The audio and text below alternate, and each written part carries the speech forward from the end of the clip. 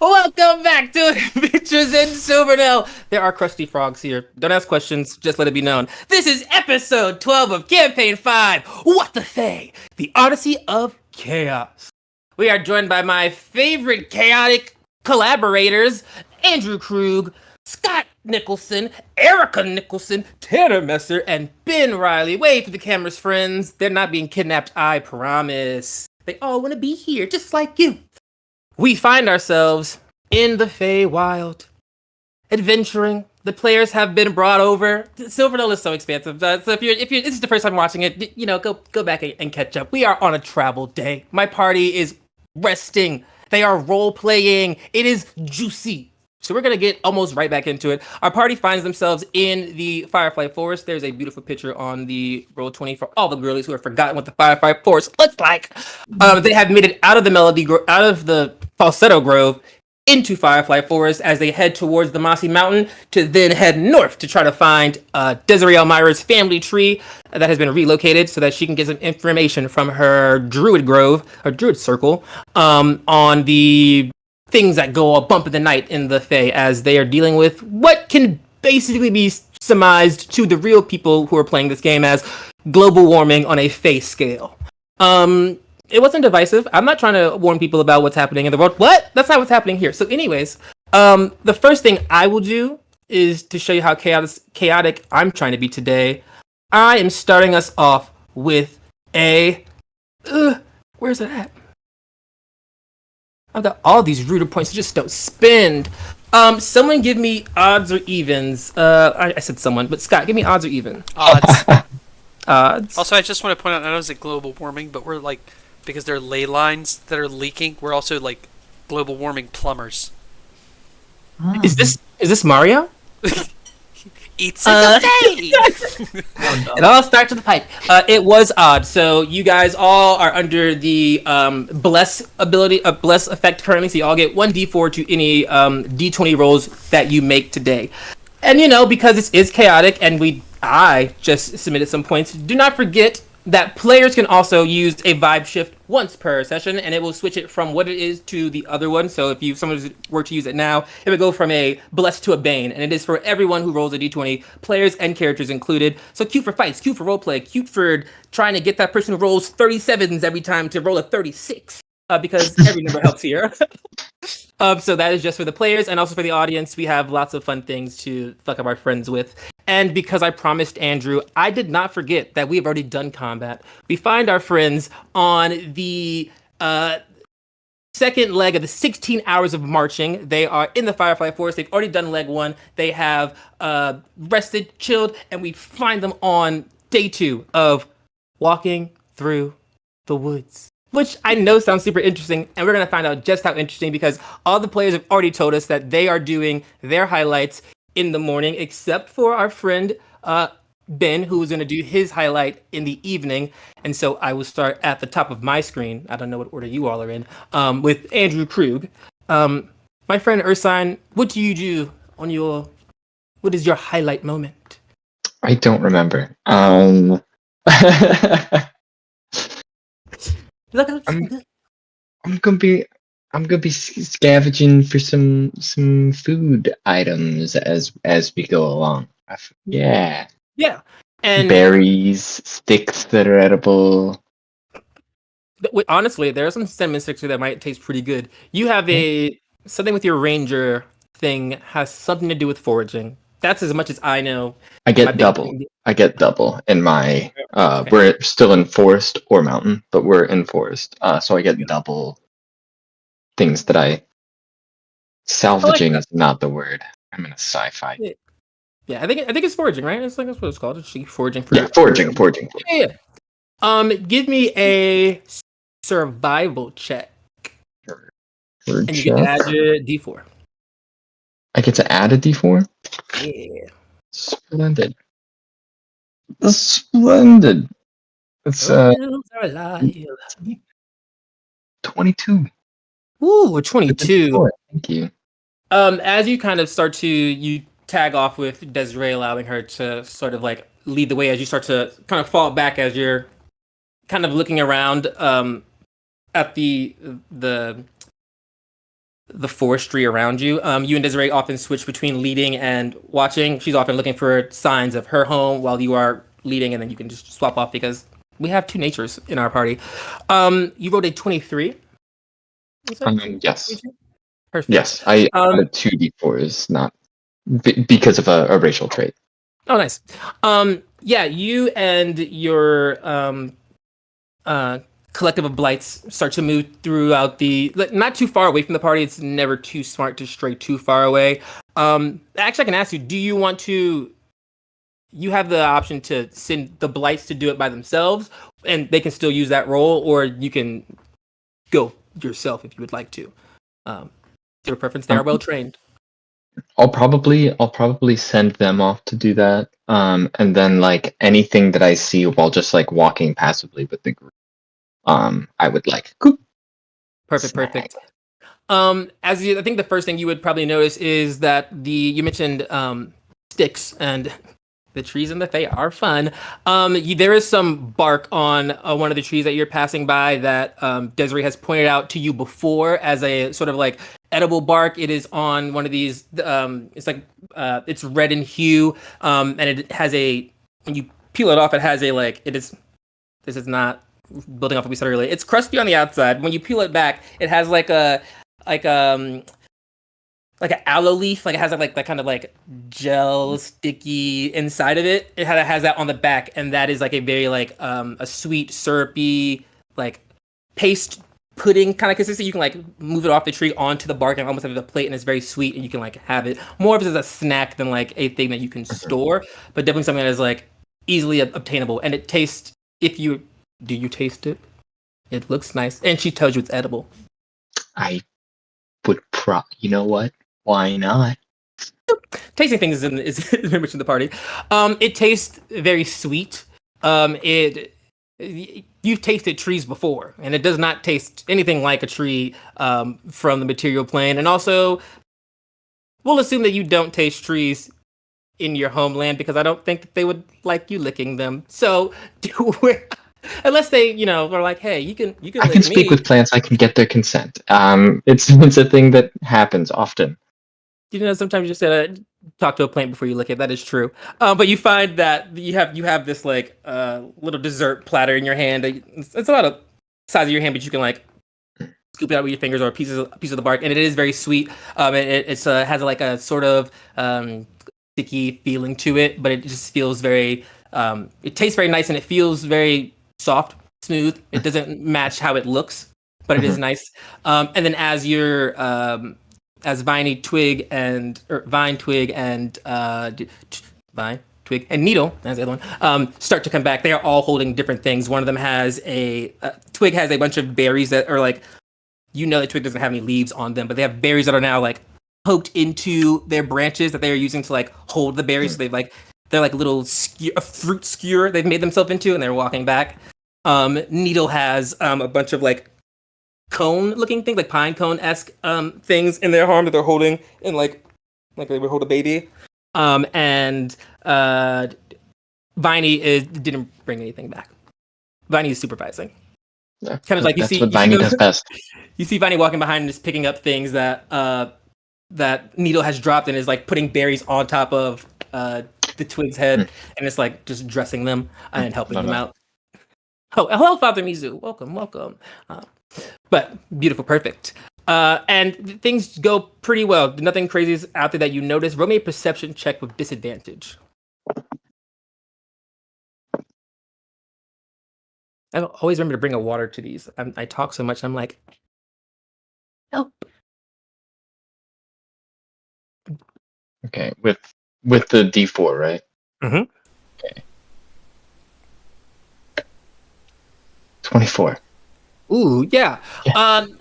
You're keeping your eye out because you've been hunted by things. Things are always out here lurking. The Fae is fickle like that. You definitely pick up like that there are wildlife around you. You're not alone, but it seems very ambient. You don't feel like anything is currently in pursuit of you or aware of you. You're doing a pretty good job of keeping pretty low key, which is also something that you've been trying to do. You're trying to avoid a lot of conflict. which just makes moving a little bit slower, which is why you're on these 16-hour treks. But it is the most effective and safest way to get from point A to point B, particularly when you don't know where point B is. So can't rush that. But you kind of get a report back from them in your own eyes that things seem kind of chill. They don't report any like disturbances or anything outside of the normal. Like it's hot, the trees are weird. Like they're giving you like the things that they are telling you. It's like that's just not where they're from. I think that things are weird, which you already knew. So it's nothing of stressful note. And so they will, after they will bring the things to you, they will start to go back out and like do it again. So now they're just kind of like they're just like bringing things to you, like boop, and yeah. And so you have a bunch of snacks left. After I find the bark thing, I'm gonna take some sticks. I'm gonna swirl it in there, and as they come back the second time, I'm gonna like hand them little lollipops. Because they're doing great. Yeah.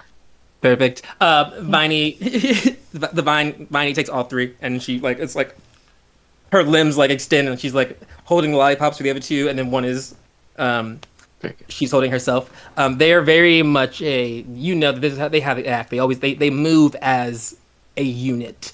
Yeah, I won't give anything else outside of that away, but they move as a unit. They always have that cohabitational feel between them. Which is cute, even though you know that they are not. You didn't find them together. You found them very individually, and they have formed this bond, perhaps via you. Who knows? It's the dad in you.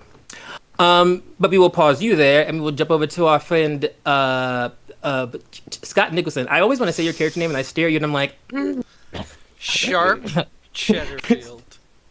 It's not a hard name. It's really not. It's funny, and I'm like the cheese guy. I want to call you cheese guy. And I'm like, I know he hates that. I don't hate it. All right, so Sharp is kind of walking along the path, just kind of like in his own head, thinking about the journey ahead, like how long this is going to take. I slowly notice, after days and days of being in this hot forest, the wax is starting to finally melt on some of this cheese costume. So I'm just kind of like kicking a little patch of dirt as little droplets of yellow kind of hit the ground every now and then. I just kind of like patch some dirt on it as I walk. Eventually, like, I can't let this drip. I got to get on the ground. So I'm just going to get on my side and start rolling. So that way it kind of coats it, too, and some of that dirt stuff gives that crust, keeps the wax still contained. As I'm rolling, just kind of roll close to Desiree. Hey, Desiree, you mind if we talk a minute? Desiree has, at this point in the journey, summoned her wildfire spirit, and she's been sitting atop him like she usually does, journaling along the way. And so she'll kind of like look down at him and go, yeah, what's up? Okay, I'm just going to get a little bit further away because now there's more fire on you, and I'm melting. I just want to say, I've seen a lot of things before in my life as a cheese, but it was a really kind thing you did back there for the whole forest. Giving it life. Well, what I've learned since then is to accept that it was an act of kindness on my part, so thank you. Yeah. Did you get that from your mom and dad? They's also nice and kind too. Yeah. They're quiet people. They keep to themselves a little bit. Our whole family does. I guess that's kind of why it ran in my blood as well. Keeps to yourself, so you don't go out on a lot of family vacations. No, my family is always together, so I guess anytime we would move into any new space together, that could be considered a vacation, right? Yeah, I'd consider that a vacation. Oh, ow, sorry, rock. You got like friends who live with you and stuff? Is it just your family in a tree that's on fire somewhere? I've never had a friend before I met you guys. Oh, like a neighbor. My neighbor was my sixth cousin. Your sixth TH cousin or your 6-year-old cousin? I'm confused. Sixth, down the tree line. Oh, okay. They lives near you?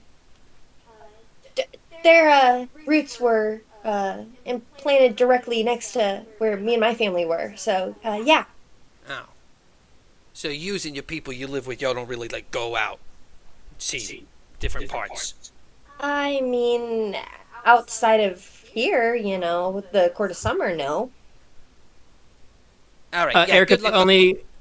the only thing that you would know, the only reason you would have left the court of summer would be to go to Sky Defense Academy. That's like how you got most of your like experience out in the world, was going to a school, and then as things happen after that. But just so it's there.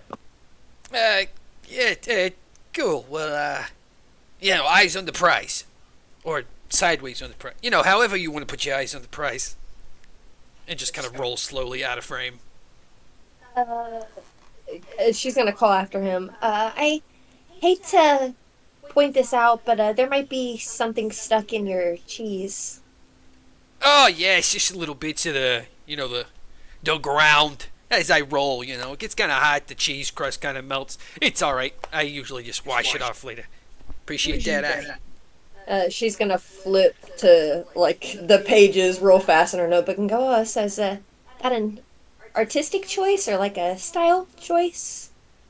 Yeah. It's like a headband, but for my whole body, made of dirt. I just imagine a cheesecake with a graham crust, like. Yes, exactly. She's just gonna nod slowly and keep writing while looking at him and not looking at the page. I'm just gonna like eye over at Sylvie, but I'm like rolling, so it's like she probably can't really gauge the expression I'm giving you, but I'm giving you one. I definitely noticed that. There's no way I don't notice that. This interaction happening, the eye, I'm just like giggling little fairy up here. I'll kind of wheel kind of close and just kind of whisper to Sylvie. Hey, so it looks like her and her family are going to be kind of useless when it comes terms to, anything outside of here. Well, I mean, we can't necessarily just assume that. We got to at least gauge them as we see them, Yeah, who knows? Mom and Dad may be yappers.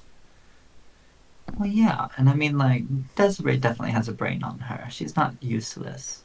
Yeah, I mean, she's got plenty of books in the library, but, the door's a little tight to get in. Can I hear them? No! Are they close to me? You're always welcome to make a perception check. I'm definitely not taking my eyes off of Sharp, so I'm gonna try to lip read this right now. I don't even know. Is there like a check you want me to make? Oh yeah, or something? If you're trying to read lips, give me a perception. And I will have. You can roll. Each of you can roll deceptions. Sharp and Sylvie, or charisma. If you're trying to hide, because you see that she's looking at you. You all know you're traveling together. Deception if you're trying to like not lip what you're saying, and persuasion if you really just don't care. But she will be making an insight or a perception against that. I'll roll deception, yeah. Oh my god. Get out. I'm using lucky. I got a nat 1. D4 too. I literally got a nat 1 and a 2. I got a nat 1. I'm using lucky. Oh wow, I did not do that. I got a 9. Don't forget your D4s, everyone. Oh, right. 28. You roll a D4. A 28. Surely that'll save me. Believes. 17. Plus 7 Um, deception. An 11.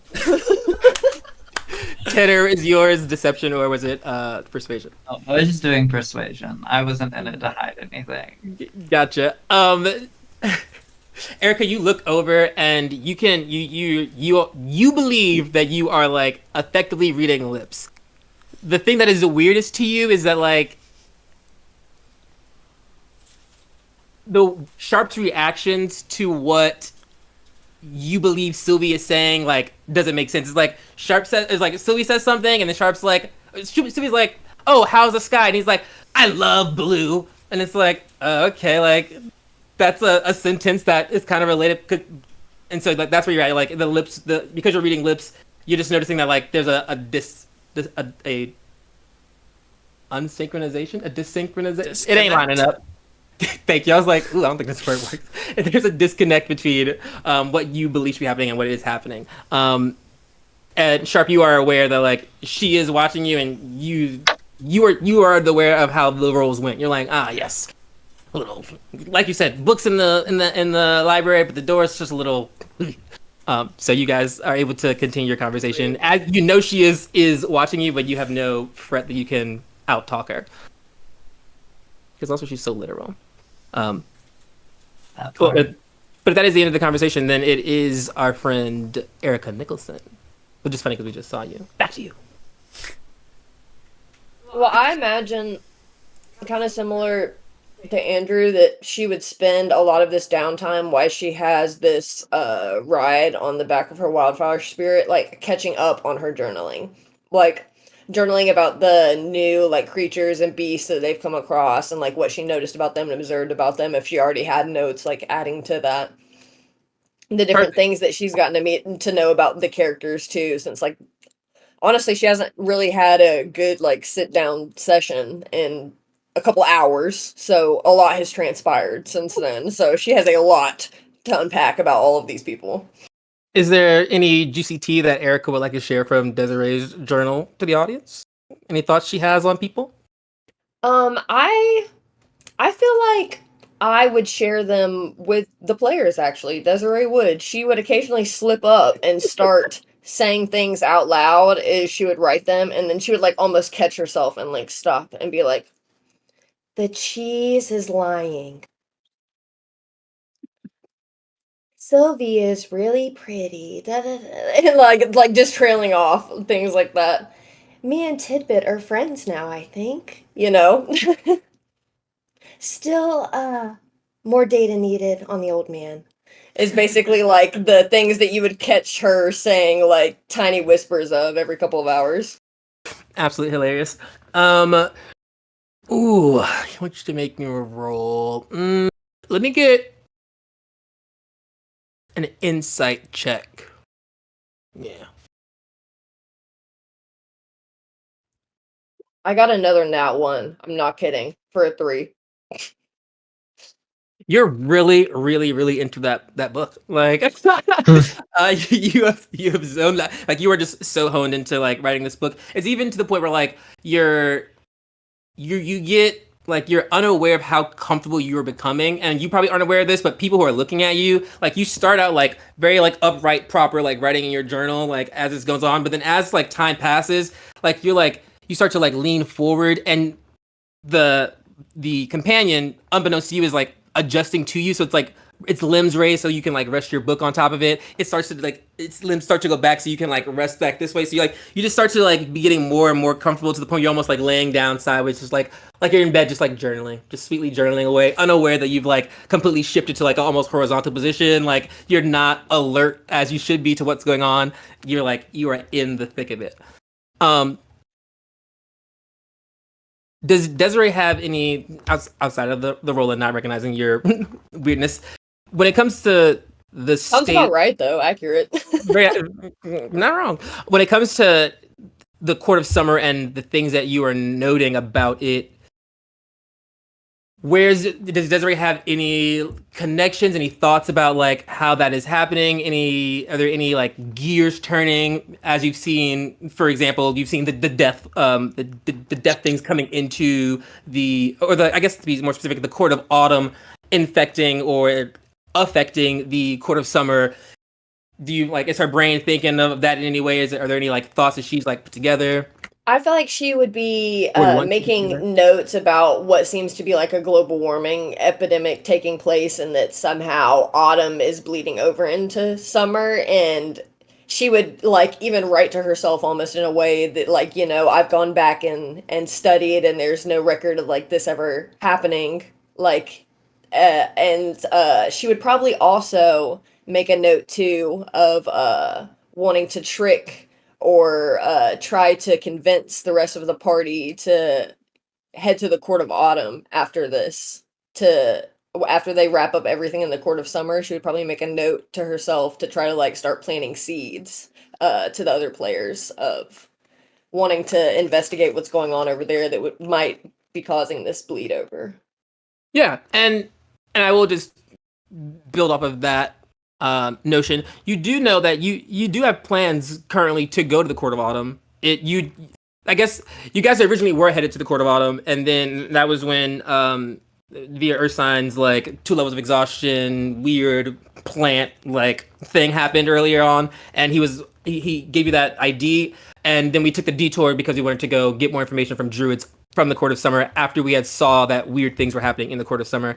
So I think Desiree would.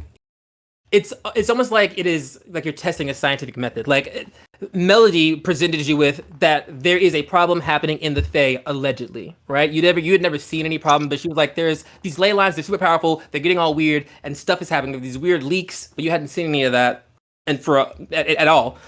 You lose a week of time. You pop out, and then you have firsthand knowledge of, or the whole party for the first time has knowledge of seeing these weird things happening. So I feel like you would recognize it. That those things are like definitely adding up in your book. That this global warming is likely a direct connection to whatever is happening to the ley lines, and also it's like this is empirical evidence. It's like, oh, like the Court of Summer has rot beasts in it. That has never happened before historically. That is true, and so it's like, oh, what is happening here? Like, how is that going on? I think the only other question your brain would go to is because you also learned that elemental things cannot cross these ley lines, and that all the primal princes were fighting, and them being at 100%, all 4 of them, is what kept them all locked into those like quadrants. So if things are starting to leak and wane, the question I think that your brain would first go to is the Court of Summer weakening, or is the Court of Autumn strengthening? And those are 2 very different things because what you know about the courts themselves. The Court of Summer is a very like artist collective. It's run by a tribunal. It's a diverse collective of people who like have a shared goal. Aside from the Sky Defense Academy, the Court of Autumn is almost like a dynasty run by an emperor. The person who the fungal mother has run the Court of Autumn longer than the Court of Autumn has existed as the Court of Autumn. She's always been the person who rules that place, and her proxy, the fungal prince who speaks for the acapella, who you saw way back when, he is sent there so he can speak for them. But the court itself is the fungal mother. So that like level of threat kicks into your brain as a Court of Summer member, but also as a member of the Sky Defense Academy, which is their whole thing is protecting the Fae.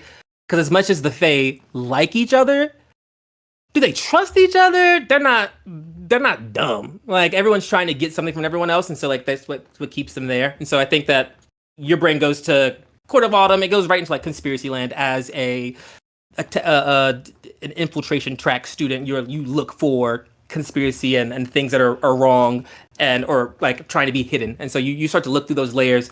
And I won't answer that for you, but you do question like, is the Court of Summer losing power, or is the Court of Autumn gaining power? And that'd just be something you would want to look into at some point, just for notes of being like, if you are the person who is like gonna be transcribing that one time the ley lines got book wild, you're like, well, I'm gonna get it right. If they're gonna put Desiree Almara's name on it, they better be accurate, and all your books show that you are, if one thing, accurate. So I will give you that. If that stems any questions, I'm happy to let Desiree look for answers. If not, I'm happy to let Desiree just ponder. Yeah, we're gonna ponder on it, I think. Absolutely. Oh, Miss Nesser. You're muted. What you getting into?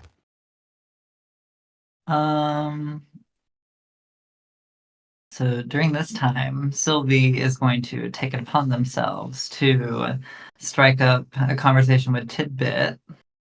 While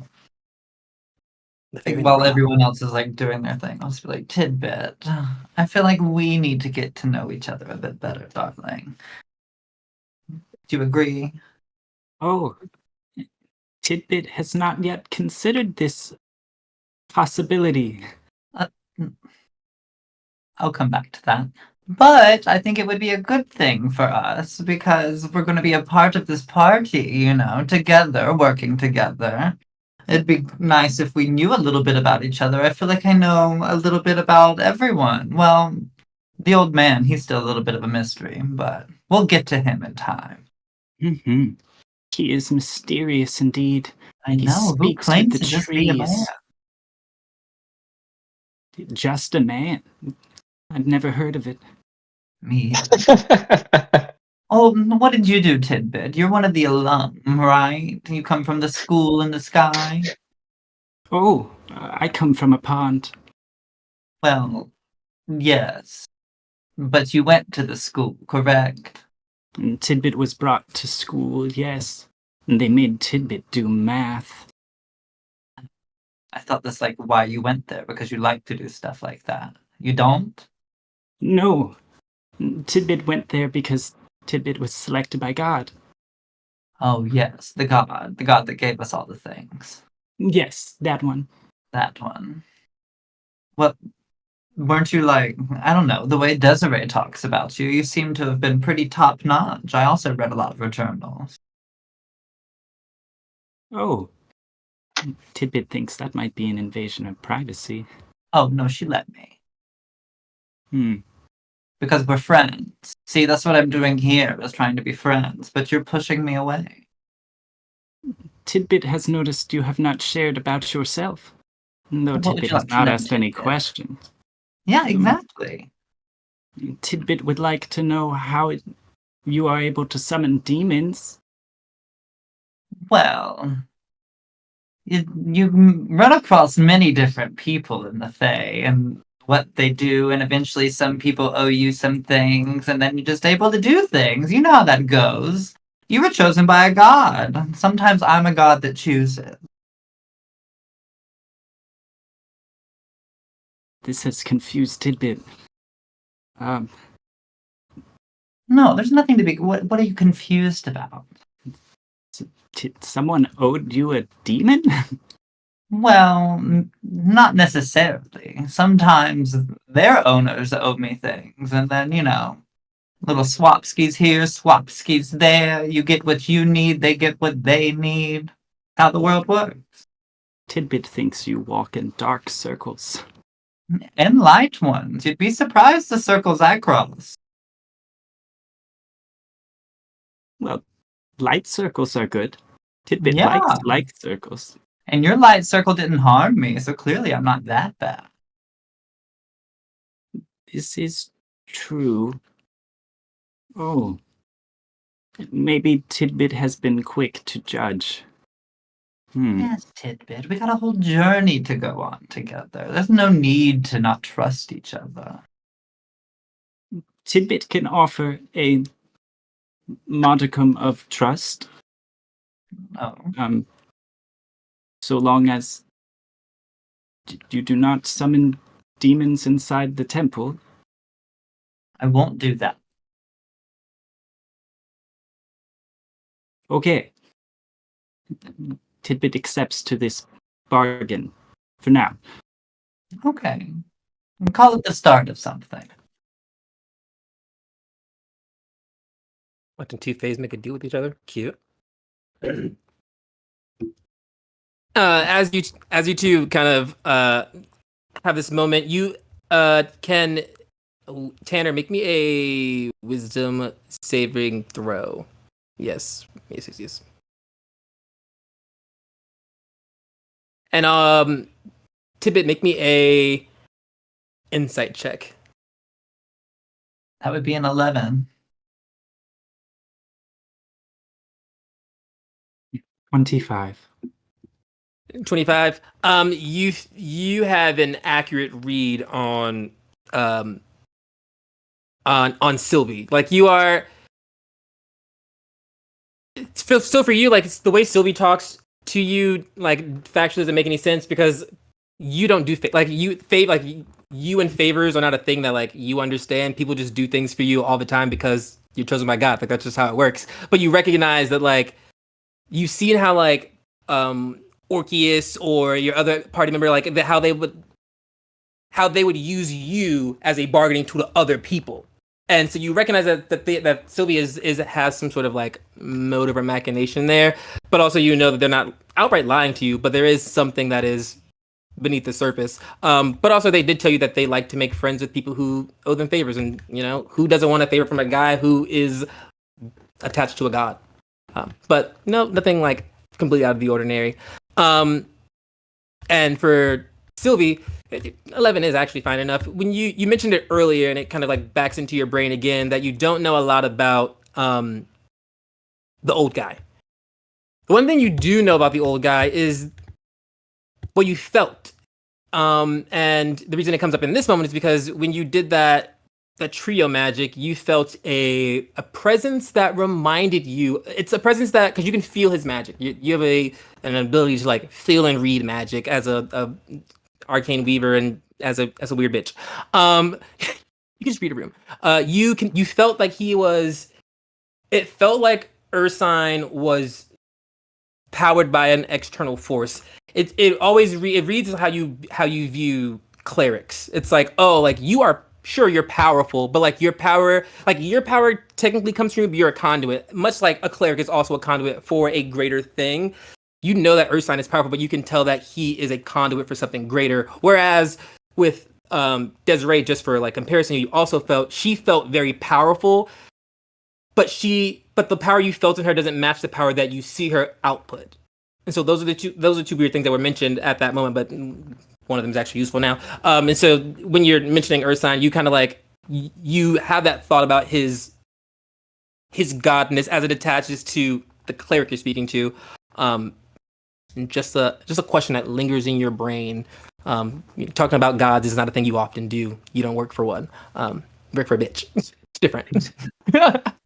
But something that you can probably learn something from, or there may be information there to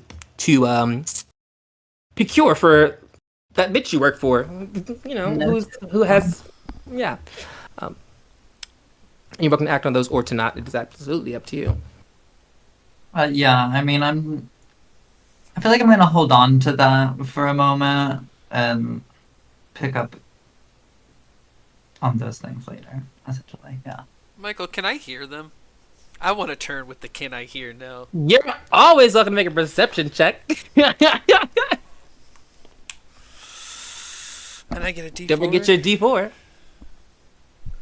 it go? And I have for perception. I don't think I have anything for perception. Yeah, I have a +0, so that's a 13 plus 4, 17. Nice. Yeah, you're definitely aware that they're talking. You can definitely hear them. I will phone over to our friends Sylvie and pop-ups. Get out of here. I'm specifically seeing if I heard that phrase about Ursine. Well, I don't know the old man. Okay, yeah. Does that part of your conversation? This is to Tanner and to Tidbit. Does that part of your conversation about Ursine, which was kind of like before you guys really got into it, is that something that was something you were trying to like, something you wouldn't want people to know, or is it just something that was just like off the cuff? I'm using this to get to this. Oh, I mean, Sylvie would definitely be speaking loud enough for everyone to hear. Sylvie doesn't give a shit. Tidbit has nothing to hide, so. Yeah, so you definitely you hear them. You are All right. As you're rolling around, I look back immediately and want to see. wheel over to Ursine, who's like walking along the edge of the path, just watching in the woods, I guess, for his little things to pick up things, and I guess he's reaching for stuff on limbs. I'm just gonna go back into walking mode. I've got eating enough. stuff. He's making lollipops. He's having a great time. He's Yeah, I got enough crust on me. Hey, Ursine, listen. Oh, hey, what's up? Would you like some? You don't taste. Yeah, don't taste. Don't worry about it. Oh, sure. Look, you're the talk of the town. Everybody wants to know what your deal is. They haven't heard from you much. What's your deal? What do you mean? I mean, Why are like- people talking about it? Because nobody knows a damn thing about you, old man. And I'm just saying. Nobody's asking me any questions. All right, let's start. Who the hell are you? I'm Ursine. It's a pleasure to meet you. All right, that's surface level. I'm talking like, what was your mom like? What's your biggest fear? When did you wet the bed? Stuff like that. I want to know who you are. If I'm gonna be walking all this way with you. I'll give you like some information. I'm not gonna tell you when I started or stopped wetting the bed. All right. Do you wet it often? Like that's a little bit. What pisses you off? Am I pissing you off? Well, you are being a little frustrating at the moment, and that's All that's right. saying quite a bit. I deal with basically 3 children at all times. Yeah, okay. High tolerance, high tolerance. All right, continue. I'm Ursine. Okay. I like to walk around in the woods.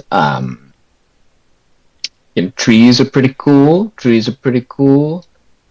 Grass, plants in general. I can speak to them. They speak back sometimes. You need to get out less. Yes, that's sort of been the goal. I was going to take my retirement right before this whole chicanery started to happen. Yeah. Um, You ever had any lovers? Lovers, no, no, I don't. Are you This a isn't virgin? exactly a life. I feel you're asking a lot of questions right now, and What I else we feel got to do? It's not yellow or brick, but hey, lead it right there, a long way. I've talked to a lot of trees in my time. Sharp, can you make me an intelligence and/or wisdom saving throw, whichever you feel better about? Oh God, that's not good. Oh, 20. I have a plus 10 to intelligence saving throw. Nice. You definitely remember, at least there's been some weird mentionings of your holes, the tasting you. You remember that he's mentioned something about being near. Listen, people talk about you in a weird way, okay? Like, That Crazy.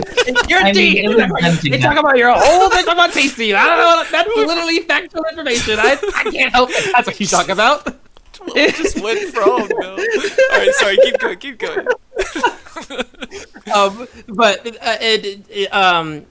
You things you also had picked up were that the Waller sign is also from the material plane, that he is from near where you're from, and also you've heard him at least mention it in passing or joking, something about his experience with food folk. He's he's. Random thought just popped in my head. I think I remember you one time saying you had some interactions with food folk, huh? What kind? What kind? You know, like But the sweets. I'm not the just gonna bread. just talking like just I'm not just gonna generalize. But No, I mean, I've been there's an obvious difference. Some of them look like a lollipop. Some of them look like a banana. yeah. Well, for one, a cheese. You Oh, know, yeah, yeah, yeah. He's um, I've known one. didn't expect that. All right, what kind? I don't know. I never asked to see like what kind of Was it like bright genre of yellow food. or like blue specks in it? Or just white? I don't know. What are you? What are you? Are you? Cheddar. Your name is Bob Cheddarfield. You're Cheddar. Okay, okay. I didn't want to make that assumption. Is all. I guess they were Cheddar then. If you're Cheddar, then they were Cheddar. I'm talking about you. Yeah. Wow, that one flew right through my holes. Yeah. I'm sorry. What? I mean, you were from Silverware yourself. What's it like living there? I've only been Oh, it's nearby. They're Like living. somewhat secluded there. Yeah, lots of people to rob and take advantage of, to get your own evil means across. But anyways, Ah. you got any siblings? Siblings? Brothers, sisters? Oh, let me guess. A tree. A tree? Yeah. I don't think so. I left home pretty early. So maybe Good talk. I've been out on my own, are they alive? Maybe. I don't know. I've been out. I've been out for a really long time. Yeah, I guess I'm just wondering here, old man, is why do you give a shit about what's going on? I mean, I know it's gonna, wreck the forest and you don't want to lose your book club, but, what? Because I want to retire, and this is sort of the thing in between me and retirement. That's It's a big thing. yeah, it's a pretty big thing, right? I want to be able to retire. I need a world to retire to. You can go to the I material guess. Yes, but like this Fey realm is sort of I guess mortally connected to the material plane as well. Gotcha. Gotcha. All right. Look, I'm not trying to, bug you or anything. Just want to get to know you. We gotta walk. Okay. Sharp, You you also really know. you really grilled me there, huh? Hey. Cause you're a food. Cause you're a food. Yeah, we have a difference. Gouda. Sharp, I would say another intelligence save that we rolled a 20, so it's really okay. That plus 10 kind of wild. You know that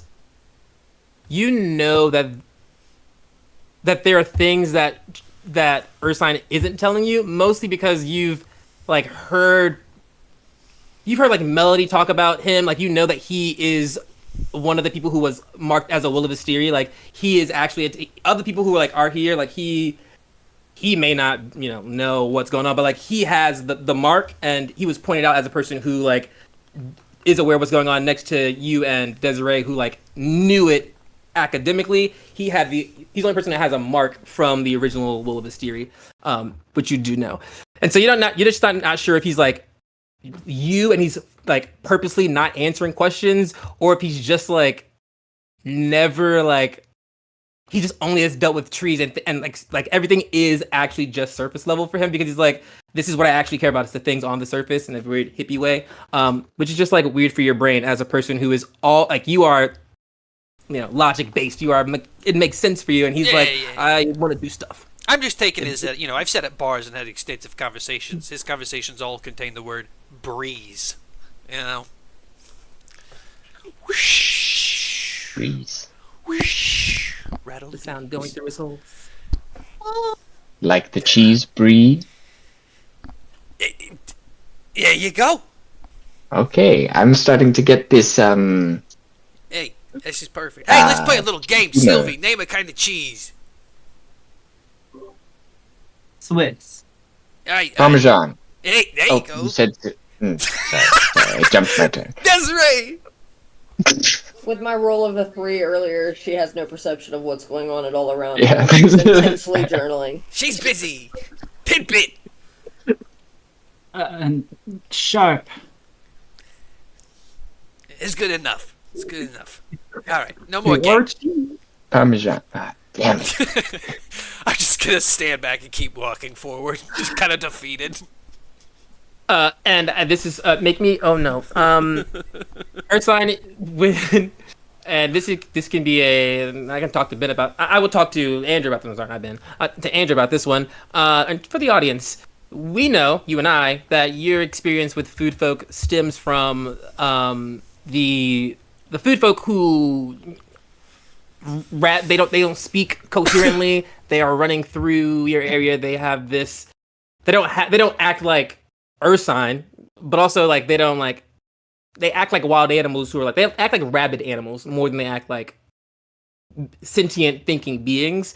And just so you're aware of that, you would know that distinction, and so you don't hunt regular food folk. You hunt those weird, funky ones. Yeah. Who escape. Yeah. Okay, perfect. And now the audience also knows. And while we mull over what food we can and can't eat, what hole you should and shouldn't touch, we're gonna go to the bathroom. Okay, we're gonna take a nice, smooth bathroom break. So while you ponder that, okay? Smooth.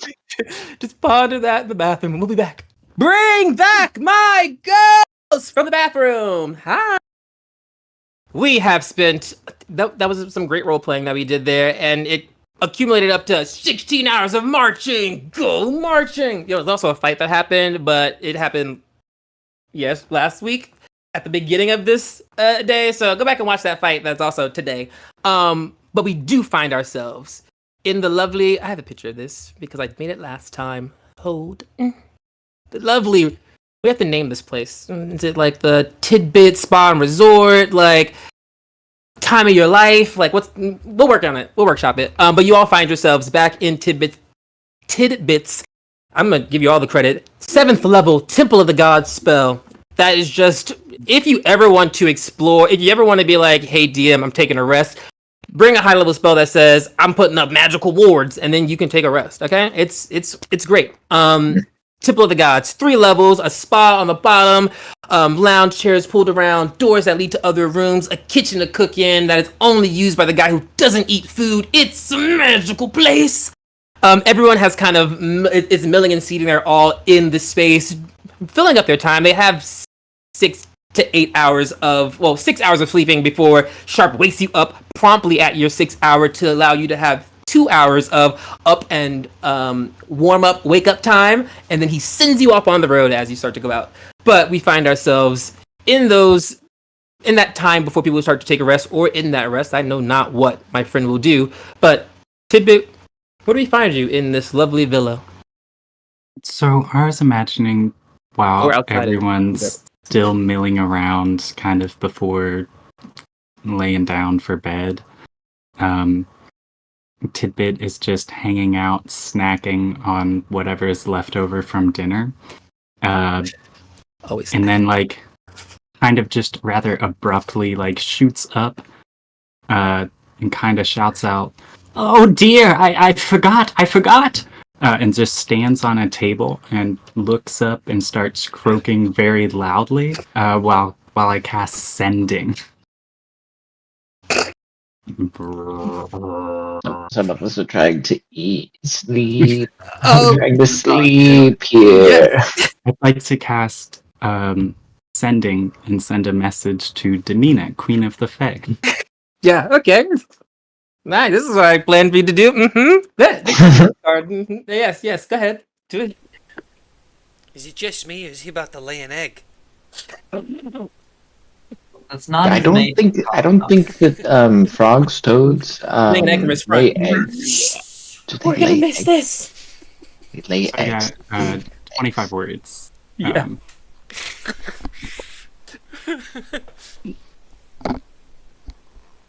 Yo! Tidbit here fell through portal. Came back with strange group. Apparently you gunked up the ley lines. Gonna fix it. In summer. Going to autumn. Oh, well, yeah, I'm gonna clap. I mean, not That was good. the best rap, but it's got potential. Yes, everyone hears the loud croaking noises that is Tidbit as he sends this as he casts Sending unbeknownst to you all. He still croaks as he gets this response that I'm now thinking of in my brain. Demina, Queen of the Fae. Let me get into character here. Alright. Tidbit, good to hear from you. You've been missing.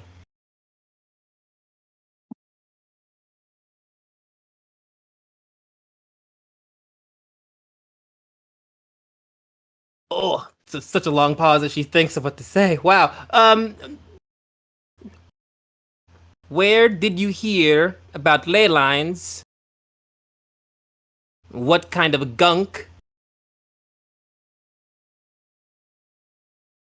What's in autumn? Beware. One word left. What's in autumn? Beware, mother.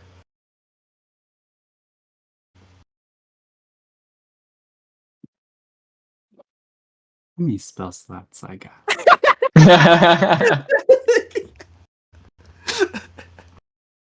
Hey, you taking a rest after this, though. Yeah, you gotta get a rest, so you might as well use them up. And I will say this: if you plan to use more spell slots and like you're just like gonna to continue the conversation, we can just role play the conversation and we'll chop. You will have no spell slots at the end of this night, but then you're gonna take a rest, and so you No, can. I'm just gonna use one more. Tidbit's efficient, you know. Yo, Davida, you're right. You are very efficient. Go ahead.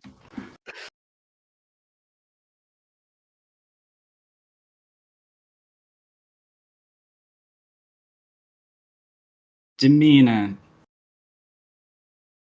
Tidbit has always thought of you as a mother Not sure why that matters. Also, I'm not made of spell slots. So this... Wait, and that's it.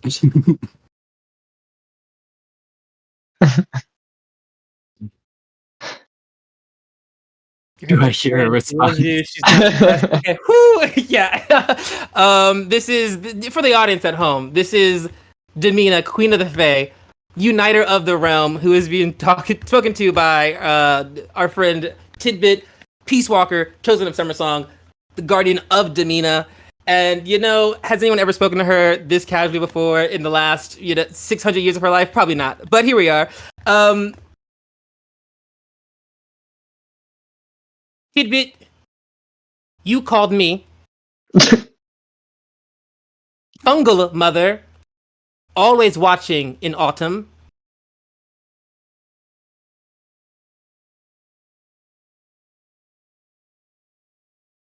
The ground cannot be trusted. She knows where you walk. Tread lightly, report back.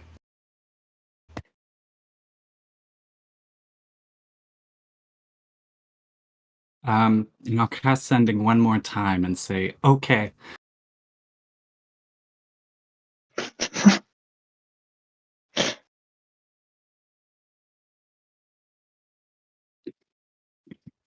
That's all she says. Just a cool. And and also all this time it's you guys are watching him. It starts as like a beautiful performance as he's croaking, and then it starts to get into like, is he gonna throw up? Is he having a baby? Will he shit? And it's just like he's having these spells, and then he just stops. I'm putting like plastic bags in front of him during this. Then Everyone's watching. Disgust is on everyone's face. Yeah, I'm just eating leftovers and watching this happen. Anyone can make me. I mean, if anyone who's as actively curious, they can make an Arcana or Insight check to what the fuck just happened, because Tidbit doesn't ever do that. he's weird, but that's chaotic. I got a 12. Nat 20 on insight. Gotcha. I got a 24 on Arcana. Ooh. That was my highest roll tonight, you guys. I'd like to point that out. That's my twin. That's my twin. Someone has to hold it down with the levers. I got a 19 on insight. I really just want to know if he's gonna throw up or not. You also all do get D4s. However, only probably Erica needs it. Andrew, he's not gonna throw up. Remove the bags. 20 insight and 24 Arcana. Tanner, you know that he is casting a spell. If you take the effort to put on your detect magic, you know he's casting. Before I give you that information, do you do that? Do you expend the? You know he's casting a spell. He's probably communicating with someone. You see no like extra no effect happening here, so it's most likely he's just communing with someone. And you know the man talks to God, so it could be literally anybody. Who knows? Literally. Scott, insight. He's communicating with someone. You know he's not like this. What he's doing is not what he's doing. This is like, it's a component, or it's like a performance aspect. It is just a part of another thing. But you know he is likely casting a spell and communicating with someone. You can pick that up from him. So you guys know that much. So yeah. Yeah, him and Summer Sun got a weird relationship. Don't we all have a weird relationship with time? It's crazy. Would anyone like to do anything before they go to bed? I do want to recast my arcane firearm on my spoon, and I also want to do a spell storing item on that spoon as well. So take it away from Tidbit, and I want to cast, what was the second level? I'm going to cast invisibility on it, so I can cast it 8 times. No, 10 times, excuse me. Casual. Okay, cute. Also, this is a question I have for I guess both you and Sharp. Do you have magical infusions? Are there other magical things that you have on you? I know you talk about often the arcane firearm and the things you use. I know that RPG you get the option to have some other things. I was just always I am nosy to know if you have any other special things you're hiding in all of those holes. I think I do, but I honestly think I forgot to write them down, so I have to like go back and find them again. I think that's like the one that I kept, but I think I'm missing one. But Of course. I have We'll keep some some more cool cool things. shit next time. You'll wake up, you'll be like, "Look at all the stuff I found! It's me!" But yeah, no worries. Yeah, and you absolutely are able to do the spell storing and the arcane firearm. So extra D8 and invisibility. Yeah, Pretty D8 dope. to the damage and then cast invisibility 10 times. Nice. And I guess you can only cast. Can you? It's at second level, so you can only. It's only at second level. You can't upcast it. I'm assuming. Yeah, I can't upcast it. Okay. So invisibility on one person. So it'd That's, be like that's fine. person. That's also interesting because I don't use magic items really ever. We're having a whole D&D theory talk now because it's a magic item that casts a concentration spell. This is And me anyone asking. can I guess use it. yeah, I guess this is related to anyone who knows the answer. To pulling on my DMs because I literally just never use magic items. If perfectly it casts invisibility, can it like what's concentrating on invisibility? Is it nothing? Is it you can just cast it 10 times? Is it or is it like you can cast See, it I'll once? read it and to then- you and you tell me. At Yeah. 11th... no, okay. Whenever you finish a long rest, you can touch the simple or martial weapon of one item that you use as a spell-casting focus, and you store a spell in it, choosing a first or second level spell from the Artificer spell list that requires one action to cast. While holding the object, a creature can take an action to produce the spell's effect from it using your spellcasting ability modifier, which is a +10.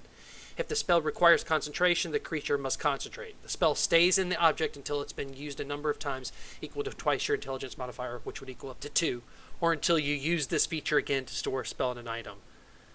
Okay, So got it you. says So well, yeah, so I would interpret that as because also you don't need attunement to the weapon, the item. You can just pass it, or like pass if it. you can cast it.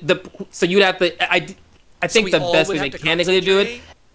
concentrate? I think you would have. I think everyone is just holding concentration on their own invisibility because you'd have to take the wand, cast invisibility on yourself, pass it off, and each person does that, which actually is the best way to do it because if you were to be say broken. you. Yeah, if you were to cast like a 5th level invisibility, which just means you can cast it on multiple people, if you drop invisibility, the spell, then everyone loses it. But in this case, if you get into a fight, only the people who break their invisibility lose their invisibility. So you could like still stay stealthed and be like, "Fuck y'all, I'm leaving," like because you still have an hour or whatever of invisibility. That's actually pretty nice. It would be broken, but also you're an artificer and it takes what 11th level. So like you worked hard for that, cheese. You're right. You could have other people concentrating on other people's invisibility too. Also that Like yeah. that could If you add can- even more chicanery to the mix. Yeah, if you're like, oh, I'll send you and someone else holds invisibility for you, so you can just get slapped up and stay invisible. Absolutely, like there's some fun ways to play with that. All right. And that's why I love high level magic games. Okay, who knows the chaos we find? But yes, that's fine. So yeah, perfect. That answered my question. And then anybody else doing anything before bed? Bueller, perfect. Desiree and Sylvie, please roll me d20. Everyone else can have the effects of a long rest. What? I got an 18. Do I add anything to it? No. It's a 14. All right. Desiree, how do you find yourself falling asleep? Standing up for sure. Standing up. I feel like after all weird. that walking that she didn't do the majority of and was carried along the way, she's extremely exhausted, and her legs are kind of creaky anyways, so she would have slowed everyone down. She needs to rest them, so she's got them in a very hardened, almost trunk-like state, you could say, and she's kind of standing up, trying to fall asleep, with her wildfire spirit standing guard at the front of her door. Oh, absolutely iconic. That's hilarious. Yes, we see your wildfire sitting post outside your door, as it typically does. The camera moves in through the door, and we see Desiree Elmira looking damn near tree-like. Like it's like as you're like almost you're near a wall, you're standing up, and you've like you're just like in like almost like a ballet pose. Like you're just holding this position and like forcing yourself to relax into it as a tree would, like standing upright. Your hair is kind of like on the wall, spreading out. Got vines and things going everywhere. It's very like it looks like you're laying on the ground, like those really dramatic music videos where it's like I'm on the floor, my hair's, but you're fully vertical, like your hair is just like adding to the drama of it all. As you sit there and you start to try to relax and move into your meditative trance state, because Desiree is an elf who does not legally sleep. However, again, thanks to her training, this is for the girlies at home who are like, well, elves don't sleep. I was that person to Scott season 1, so I said it can't happen this time. You are, because of your experience with the dream plane and the Sky Defense Academy, where you do all your training in the dream plane, you had a magic item a long time ago that helped you get to this place of being able to get into the dream plane to do all your training. So fail safe that Demeanor herself and Eladrin made so that elves could also train at the school, because it'd be wild if you didn't. And so you do move into this trance state, and then you can feel. Typically, it's like you have to actively like try to move into the dream state because you don't actively dream. The last couple times that has not been the case. You've theorized you've been so tired from all the things you've been doing because this is so out of character for your normal life that you are just like tired, sleep, and if I dream, I dream. And as you sit there trying to focus on this calmness, focus on this moment, you stand there, you eyes closed, trying to sleep, and you open them, and you see that you are not where you were standing previously. You're not like physically in the space, and also you're not in the same space anymore. You immediately recognize that you are in a space familiar to you as you've dreamed of this space before. However, one, you notice that is this space. You also know that is not in that same span of time. This, like, you're in the same room that you've been in before, but you don't. But you know that's not when it was last time. You can tell that things have moved around. There's been a lot of change in the space. You just don't know if it's forward or backwards. I guess you can't tell which is forward or backwards when I point left and right. But you are aware that you're in a space in a different time, a familiar space in a different time. And you hear a knock on your door. Come in. And the door opens, and you see a familiar face. I don't know if we named her last time. It was notably an ancestor of Melody, who we also famously plant a kiss on to you, who we know is, in this moment, Desandra, and who I will now name is Lyric, who is the other elf you see, who opens the door, looks at you. Oh, you're up. How are you doing? Honestly, a lot better now that you're here. Well, I could say the same thing, but then it'd be tacky because you said it. But next time I'll be sure to beat you to it. Well, I mean, besides checking on me, what brings you here? Do you have news? Well, it's time to go. I mean, we have training soon, so I just came to pick you up. Oh, okay. Well, perfect.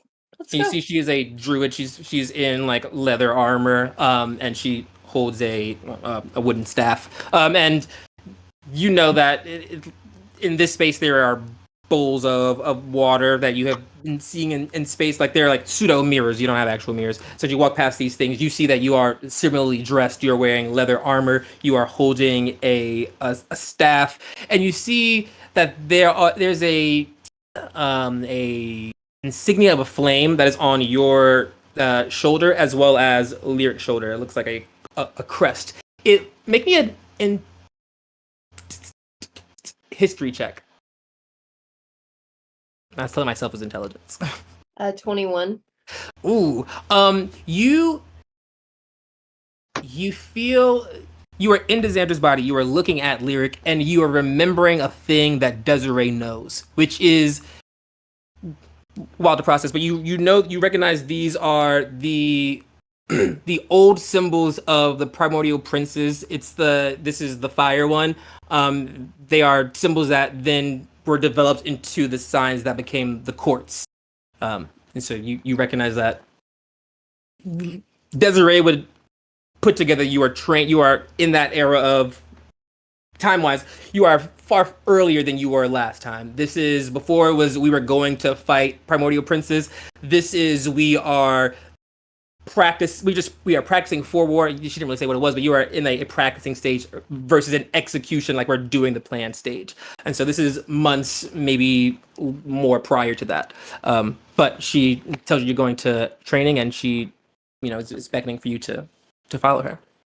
Yeah, she'll definitely follow, and she'll be paying close attention to everything around her, everything that she passes, to hopefully make note of it after she wakes. Of course. Lyric looks at you, and she, well, this is our first official, what are they calling these? Joint training session? It's, we're working with the Ganassi and the others from, the other areas as a prep. So, but I'm kind of stressed. I've never really met and not a legend before. Have you? Had you interacted with? Not that I can remember. I mean, change often does bring about good things, so I guess here's to new experiences, I guess. Yes. Oh, Michael's brain. You got so close to that quote, and I'm obsessed with it. She says back to you. She smiles warmly and says back to you, "It isn't changing that we find purpose." And she gives you a what is that? The clasp. She grabs your arm, moving from very like she has a duality of like being in love with you. Like you can see like as she is like in love with you, but also she has a high revelry for you. Like it's almost it gives like that's a weird analogy. It's like she looks up to you. You can just tell she looks up to you. I mean, I don't think you would know. You could dissect that, but there's a revelry there. You can tell you're probably of higher rank than her or have been doing this longer. So she looks up to you. But also she's got the hots for you. And she takes you to this training area, and you see that there are, you walk into the space, and you look around. It's a giant open Coliseum style area. It is very just kind of blank and neutral. It reminds Desiree of the Trial of Asteri pre-moment. It's just like kind of a blank canvas field, and as you kind of move into that space, you see coming from other quadrants, you see other Eladrin walk out first, and they are of different skin tones. You are both Summer Eladrin, you are of red hue. You see two green Eladrin walk out, you see two pale Eladrin walk out, and you see two, what is the other color? I think they're also brown. I think they're more brownish orange color hue to them, and you see them walk out, and then behind you don't recognize, but you see these two Ganassi is the PC term, but you see two flamed beings moving out from behind you, and you see correspondingly, you see two earth-like beings walk out, two air-like beings walk out, two water-like beings walk out. Oh, water was the last one. That's what it was. Okay. And then you also see following behind them, behind you again, as this keeps going in rotation, out walks two Dragonborn, two Dragonborn, two Dragonborn, two Dragonborn. And Desiree can give me another. Ooh, actually, make me a insight check. And you do get you're using regular stats here. Your regular stats. You're not gonna believe this. I just got a third nat 1 in this one episode. I didn't.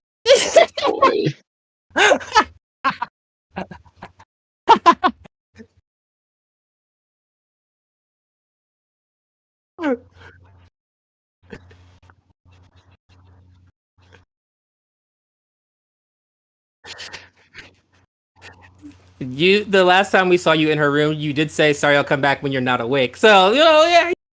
Very true. Yeah, there. we flash out of the dream and we see Sharp sitting next to the bed. He's gotten approval of somehow from the guy who sits at the door because you're all allies. He's like, "You're a friend, sure," and you're just sitting there watching her. You see her like almost having like a nightmare, like she's like kind of twisting and turning, and you hit it with the flash of genius. You're welcome to add flash of genius, which is a what? It's a 5, and also don't forget you can also add that D4.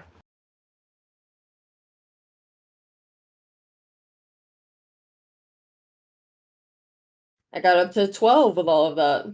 Hey, there we go. Come on, teamwork.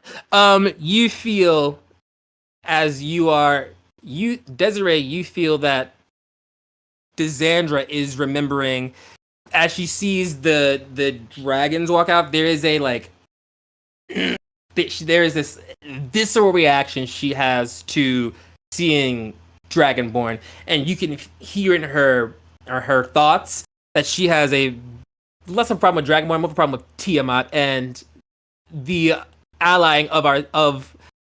She doesn't like that she has that the Eladrin have allied themselves with Tiamat, and also the Ganassi. I'm gonna tell you that, but it was also a nat 1 to 12. But you recognize that. There is some disdain that happens there, and just for continuity, last dream was also mentioned where Desandra was going against Tiamat. So there is some weirdness happening there with her and dragons. But you kind of step into the field, and almost like you are having deja vu, you see that the field starts to shape and change, and it moves into, it doesn't look like the Trial of Asteri, but it splits into 4 sections, and it splits into 4 sections, starts with you on fire, everyone's in their respective element, and then it shifts, and you are now standing in ice, and then everyone is in a section that is different than what they're aligned to. And spells start to flame. Can you make me a dexterity saving throw? Please. Not no 1. Dirty 20. Dirty Opposite. 20. You feel you were in the heat of battle. It's me explaining 30 seconds of combat, which is 5 rounds in a sentence is wild, but you're seeing like all of these things happening. It's 6 people in each of these 4 things. They're fighting things that are appearing out of the ground. Things are hitting you. Like it's a mass of action, magical energy. There's a lot going on. You feel on a 20 that you pass the save for whatever is coming at you. So you would take half damage, but you taking damage snaps you right out of that dream, and you sit up, and there's a cheese looking at you, but also you're like you have freshly all those things in your head, like you're like fresh Will of Asteri thoughts, also eyes open, cheese staring at you. Thank you. She's gonna definitely jolt up. Was I talking in my sleep again? Yeah. Having a nightmare?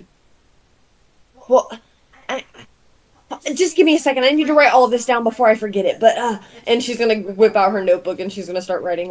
What did I say? Did you happen to remember any direct quotes? You were saying a handshake with the whole wrist. That's crazy. Oh. You were talking about ice. Oh. Something about a big dark forest with a crater in it. You were talking about must find out what landed in that crater. Okay, so I know we haven't officially declared that we are friends yet, but it would be a very great act of friendship if you would not tell anybody else about this, okay? Oh yeah, I'm good at keeping my holes shut. But, some of these people, they're good at getting under my wax, so to speak, trying to, they might get information out of me. However, I'm very good at hardening up and making sure that I don't say a word. So, if you could persuade me, I don't know, with something, I would love to harden up. Well, What is wrong? you did just say one interesting word, wax. Oh, that's not what hard? you heard out Okay. of all of that. Yes, I am quite notable on picking up small cues in people's conversations. Yeah, yeah. The cheese is melting faster than I thought. What you want? Yeah, wax. Yeah, what about it? So, presumably, if you die, that means you're not edible? I guess we won't know until I die. You know? Hey, don't forget to write that stuff down. That was interesting stuff. Oh, God. Thank you. Yeah. You're right. You were specifically mentioning a Warforged. Is that a Warforged? Why does that stick out to you explicitly compared to all the other stuff that you mentioned before? The way you said it. Warforged. Was I mean in my tone, or did I No, yell? you was engaged, you know? Curious. Like nothing had ever spiked your curiosity more than that in that place and getting there. For us all. You know, I really need to take more lick root and really focus on not talking as much in my sleep. I just keep having these super realistic dreams recently, like I'm living through my great great granny elm. Oh, yeah? That's weird. Yeah. I mean, I assume that if you heard all of that, I guess you should at least deserve a little context, right? Right. I mean, finally. Been watching you a few nights and have no idea the story's not coming together. A few nights. Well, why didn't you stick around? If I was sleep talking, then you might have caught something that I might have forgotten. You're right. I will try to watch you more in your sleep. Oh, In a way the that fact this is not creepy is crazy. that's oddly comforting because I am a pretty heavy sleeper, so I've always worried about, being on the road, maybe somebody attacking me. So, does this mean you're like my bodyguard friend now? Yeah, sure. You know how, like, you go to different taverns, and when you rent a room, they always have that one chair in the corner? That's me! The only time I've ever been to like a tavern was when I was doing some reconnaissance. I don't really drink or go to places like that off the clock. I get it. Well, be careful in those dreams you're having. It sounds intense. Well, I guess thankfully it's not my real life, even though this might end up being worse. Yeah, well, if you get some valuable information, like some voodoo stuff, make sure you write it down. But I see you've been bothering you, and you're awake, so I'll come back later. Thank you. I appreciate the privacy. Yeah, you're welcome. So stupid.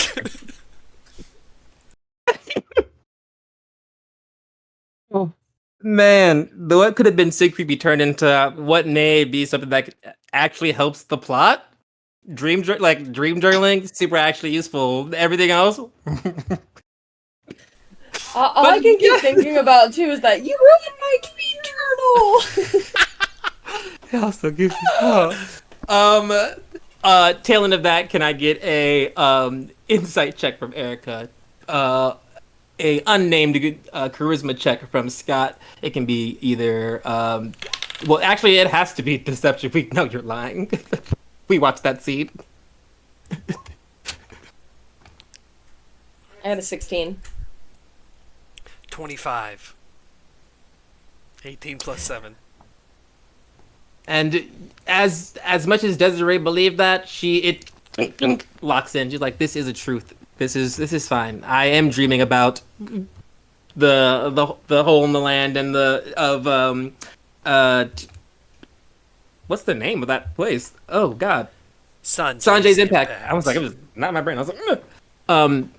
Look at you spreading influence. Okay, and Erica, after you finish scribbling in your journal, and maybe Sharp leaves or stays, who knows? But as you get back, As you finish that up and you get back to sleep, you do get the effects of a long rest. As we jump over to our favorite girl in the cold, Sylvie. How do you fall asleep, my love? Or where, I suppose, and how? So instead of next to the pond, I'm gonna wander through all the rooms now, since I'm gonna be staying here, so I can find the one that best fits me and my needs. Really just like a little nook. I would like a hanging bed. I don't think, I'm really able to like ask for customization of this temple since it comes as is. Make me an insight check. Or a history check, whichever one is better for you, I suppose. We'll go insight. Okay. What is she? 21? This place does not always look exactly the same. More specifically, or may remember a bits of when Tidbit first summoned this place, there was a passing comment about not having a kitchen, and then he fixed it. And so you would be under the impression that if you were able to get into the ear of the person who does make this, you can't change it. But if the person who casts the spell adds the intention of a room with a hanging and a that could be in the cards for you. Noted. If we're all gonna be comfortable here, might as well. Talk a tidbit about my room. But we find a room that is semi-suitable. There is no hanging hammock. There is a cot in here.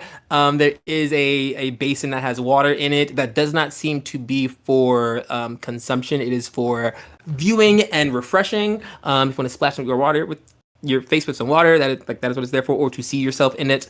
And it's very bare. It's very it reminds you of your childhood. It reminds you of that good old, I don't remember the exact name of it, but that orphanage you grew up in. That was always so bare bones. Because all you need is just the necessities. And so you see that space. Yeah.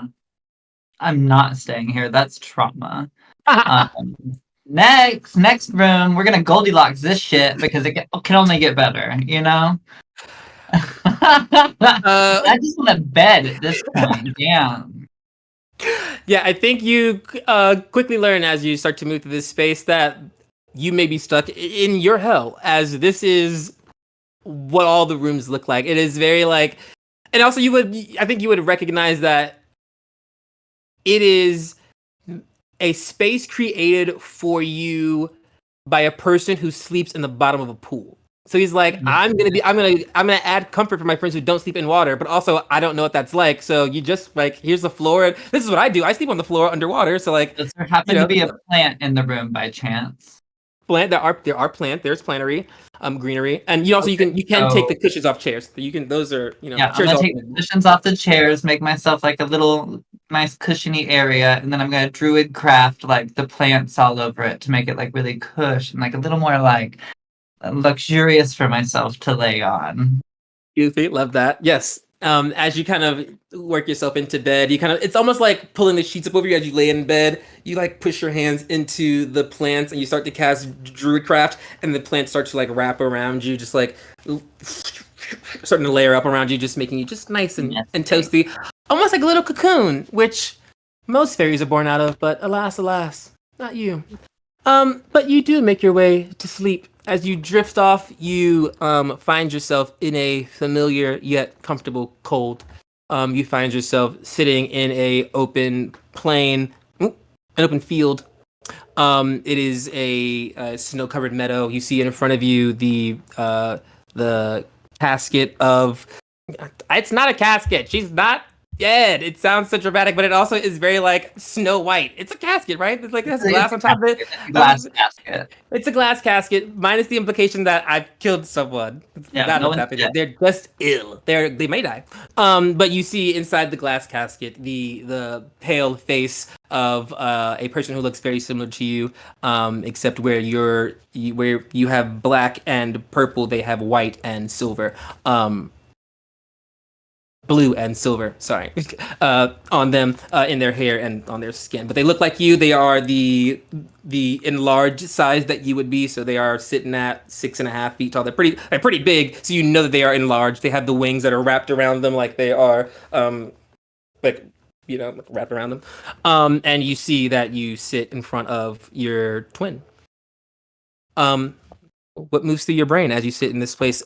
And also, when you come to this place, aside from the last time you were here, it is often a very tranquil experience. This is a place where you come to like commune with someone who like you have a honest connection with, and it's mostly because they don't talk back to you because they're not like they can't communicate with you.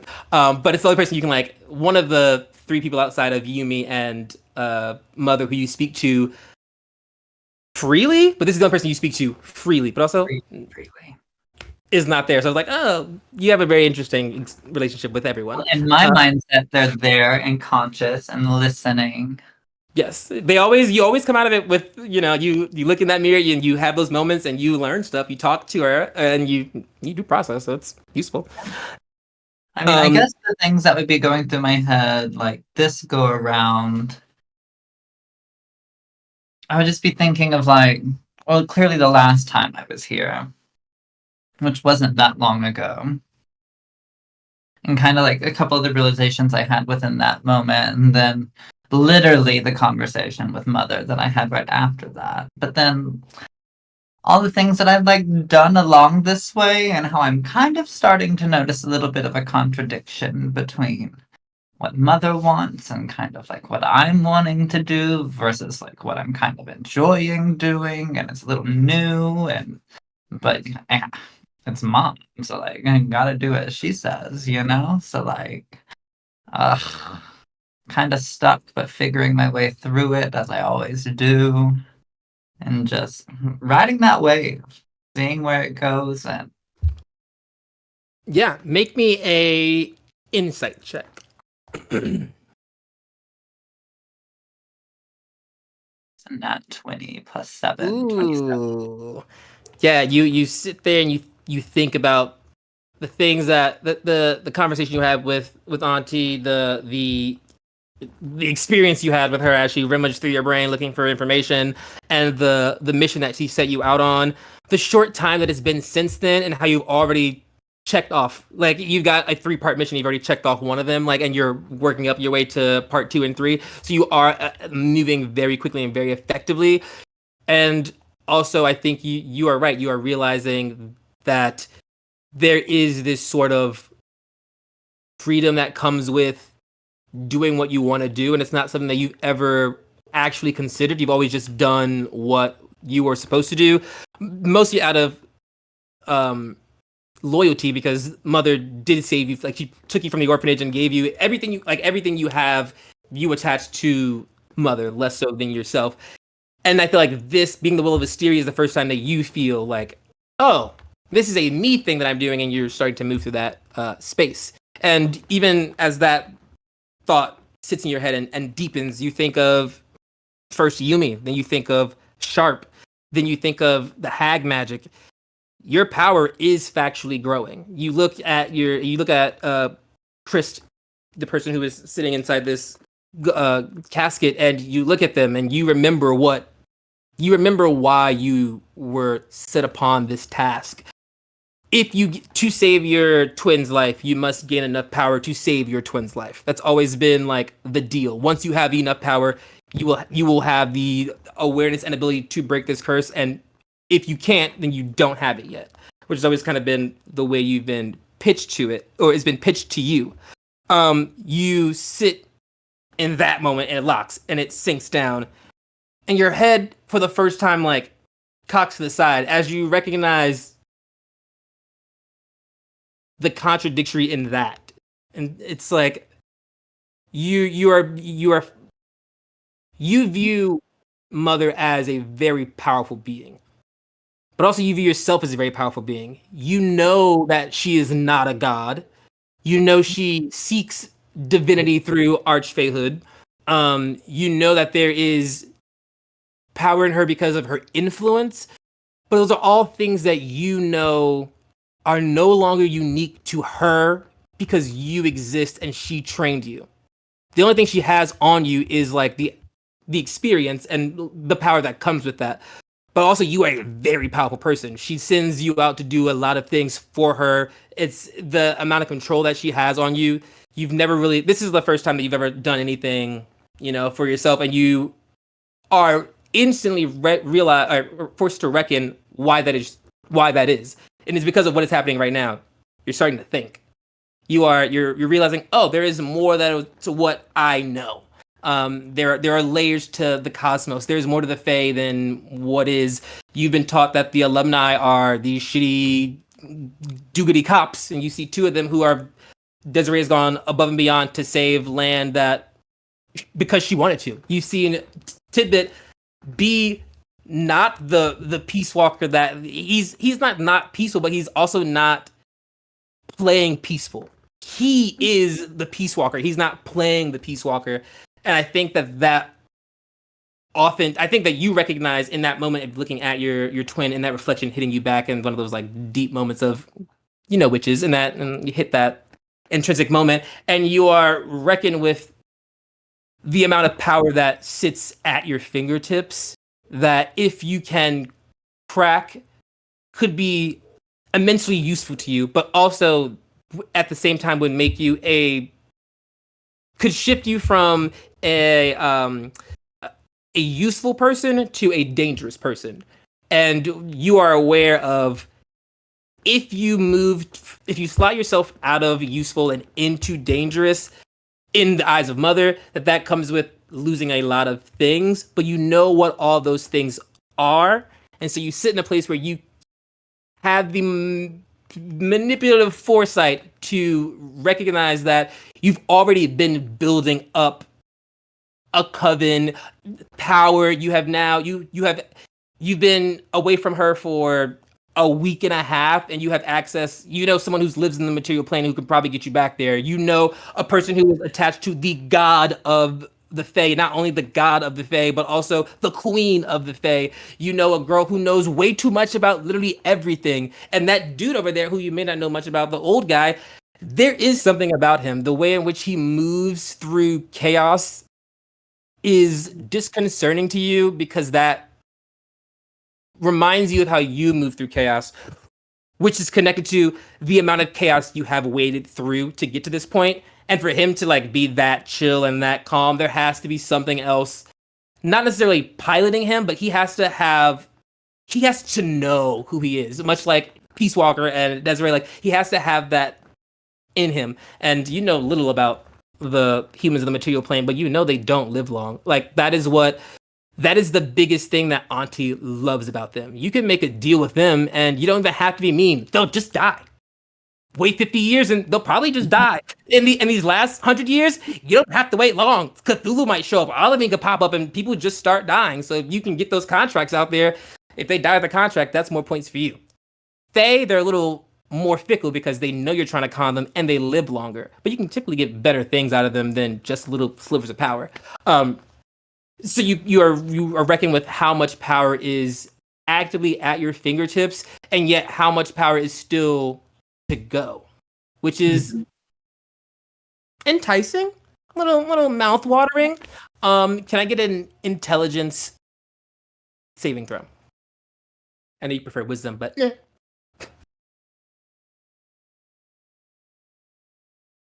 15. Yes. You remember a promise that Melody made. Fae do not speak they are almost always direct in what they say. Melody said those who cross her path often end up with power. The last person to cross her path was Summer Song. Do you think that she's going to get you to godhood? Absolutely not. Do you think that she can get you enough power to change some things? Perhaps. Do you think that if she can get 5 of you power and you can get 5 people who are on your side working with you, that there may be damn near nothing that could stop you between what you know and what is clear that everyone else in the party has to offer? Everyone here is, if you had never met, all of these things could not be possible because you're all in meeting the daughter of a hag, the prodigal, like the it child of the Sky Defense Academy, which is Desiree, not Tidbit, which is the child of the chosen one of a god, which is whatever Sharp's got going on, which is also like super interesting to you, but you know he's from the material and he knows more than he's letting on, which is like, I'm not putting words in your brain, but hot. It's like you're like, oh, your brain's doing that thing that my brain does. That's interesting because I don't meet people like that. And Ursign is just like, it's almost like He's a babysitter. looking at what could have been if you had a life that like didn't revolve around you having to make all these like shitty deals. Like if you could have been a level 13 hero versus a level 13 villain, then you could have probably seen yourself as Ursign. Ursign don't talk to people. Ursign does exactly what Ursign wants to do. Him and his weave is all he needs. He don't, and he looks very damn good. I mean, happy. Not. I mean, he's also a hot guy. I mean, you know, age, whatever. But he has that emotional security that like Sylvie as an orphan has always wanted, and that is something that you find in Chris, which is like you're that one person you can trust, and it's the only time you ever like let yourself, you know, trust, and you feel these emotions flowing through you, and you feel powerful. You feel like there is power in you. Insight check. Disadvantage, because I don't trust you, and it's Disadvantage. yeah. Because you're good. I like drama. Whatever. The first one was good. The second one was decent. Do I still get my D4s? Oh, yes. Okay. Someone give me a minus D4. What's happening here, people? You're all too nice. It's 17. Yes, you kind of sit there, you think of power, and you feel you feel a heat in you, you feel I don't want to, it's a blue flame, you know, it's like it gives fire, but it's not always hot. It is like, or it is so hot that it's cold. It's like one of those weird things, but it's giving blue flame. Like you're feeling warmth. It's almost like, you know, you touch hot water and it's like, it's so hot that it's almost cold. It's kind of like, it's that intense is what you're feeling, kind of grow inside of you. Yeah, and it's just like, you feel that like, and it starts to fill in you, and then it kind of fades away. It does not get snuffed out like it did last time by the infinite icy cold of your granny entering the scene. You do hopefully get the effects of a long rest. There is no trauma here, just insight. We are being nice today. Is there anything else that Sylvie sits and ponders as she spends this time not performing, like being like, hey girl. Yeah, I think like after all this like insight, literally just like laying there in the snowy cold, head against the casket, just like staring off until I like eventually like come back out of this. Yeah, feeling that cold on your face kind of helps you fall and drift to sleep in your dream, and as you fall asleep in your dream, you wake up in real life, and 6 hours have passed. You are all gathered by the Sharp Chatterfield as he bangs on each and every door at a prompt 6 o'clock. Within the 60 seconds, it's all happening. He is running down those halls, and he is hitting, and he is yelling, and he gets everyone up. You have your 2 hours of a nice fruit salad arrangement that comes from mostly the things that are made in this place, which, you know, how long can you really eat magically sustaining fruit? The question is, don't ask that because you're not sick yet, so it's okay. It's giving good berries. You feel refreshed by what is happening here. And also you all would have gotten some of the, I assume that Ursign would have shared his collected goodies. So I feel like pine cones. I have some pine cones too, everyone. So this breakfast is like a really dramatic one. It's like, ooh, we have new things. We got fresh berries from outside. We've got this weird bark thing. We've got pine cones. And so there's a large assortment of different things. No meat. So there's no meat there. So all the people who... Great. Try the pine cone, Desiree. Yeah, dip like in licking it on. that ooze off a tidbit. Except watch out, that one part's crusty. I mean, just because that doesn't come from my kind of tree doesn't make it okay. And what, you can't eat a little tree? That's It was like coming asking off. me to eat my mother. It was coming off. It was It's coming off. yeah. So if someone you knew were to lose their leg, would you eat it? They All don't eyes know go to many Sharp. people. You're acting like you don't have Wait. shavings everywhere. I think we've all had a conversation about eating me when I'm dead, alright? We can eat a little bit of you. I'm pretty sure I consented. We all consented to being eaten if we die. That's right. To Even science. Tidbit. Although Tidbit thinks you all would die if you did. And Tidbit's I filled with don't know. poison. She licked you recently and hasn't died. I bet you I can lick you and you won't die either. Do it. It'd be fair. He licked you first. Alright, I'm gonna walk up and lick Tidbit. Hey? How does his tongue work at this point? Yeah, in the I'm conversation? questioning that as soon as I said it. Like, why do I even have a tongue? Uh, can't. Well, now that you said it, I'm picking it up too. I don't know. It's just there. To be able to speak. Yeah. I feel like it's like a metal tongue inside of like it's like you know. It's like definitely those part of the CDs. disguise. It's a metal tongue inside of a fake tongue. You're like, Wiggle. but also you definitely can't taste. So like, See? if you used a real, even if you used a real tongue, you still couldn't taste. You still taste. But you do go over and lick the poisonous frog, and you have no. As you reckon that your actual skin does not touch it, you have no issues. It only interacts with your wax outer coating, so wax on wax is a-okay. And He's not. Ooh. What? But maybe he's not poisonous. This is. Oh, Yeah, you I try. mean, Oh, you try it, Earthshine. You lick try it. I it. don't want to. I mean, I will yeah, just yeah. eat things I pull off of a tree, but I That's don't fair. want to lick Tidbit. I don't know where he's been. That's just because Desiree's never tried her own bark shavings to know if she's edible or not. Oh, you got it. What Tidbit? Tidbit thinks someone else should lick me. Tidbit knows you can't taste, and Tidbit probably tastes delicious. It would be a waste. But yeah, the other one that did it was Desiree. She tasted you. I mean, let's be fair. I only did it for experimental purposes. Nothing weird. Yeah, me too, bud. We could wait for Sharp Cheddarfield here to lick you again at a later date, and that's basically two people licking you. That That's just defeats. one person licking him twice. Yeah, wait. Don't volunteer me to lick another frog. It's the same frog. hey, frog. Oh. Yeah, well, don't do that either, you know? I didn't particularly enjoy licking my friend. Hey! Can Cute. Tidbit eat the pine cone? Yes, of course. I've got some berries as well. I think there's some sticks that are edible. At least they're chewy. As you bite into that pine cone, it's almost like biting into it's a lot softer shell, but like biting into a coconut. There is, as you crack into it, there's like the meat that is kind of sitting inside of it. It is like it's fruit meat, so it's not actual meat. And then like also a amount of there's some like juicy you can like drink out of it as I well. just like druid craft it into a smoothie. Do you have teeth, Tidbit, for Desiree's journal? I need to know. Or do you have observable teeth? Let her count them. Because she's definitely going to be making some notes about the ability of you eating a pine cone if you don't have teeth.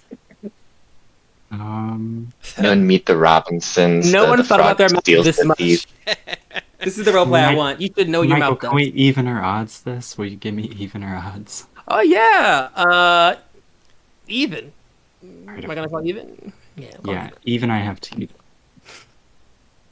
I have teeth.